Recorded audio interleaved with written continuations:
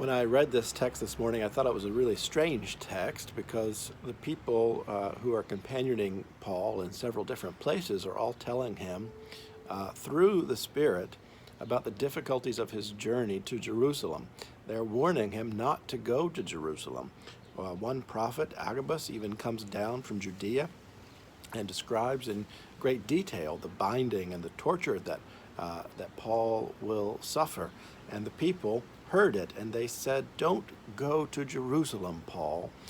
Yet Paul insisted on going, and I thought it was so strange that through the Spirit it was being communicated what was happening in Jerusalem and what would happen to Paul in Jerusalem, and the people urging him not to go, and then Paul also being led by that same Spirit saying, "I must go to Jerusalem."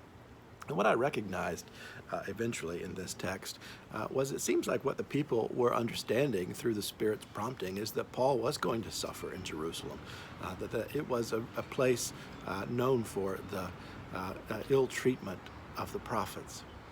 But they drew their own conclusions out of their own concern for Paul that he shouldn't go. And Paul, also led by the Spirit, said that he must go, and that he too knew what might await him in Jerusalem, and yet he would go. Since he would not be persuaded, we remained silent except to say, "The Lord's will be done."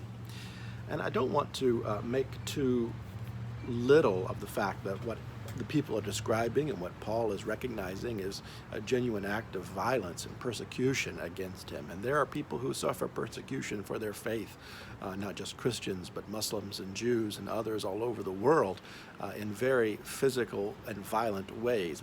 Very few of us can understand that level of difficulty faced in following the faith.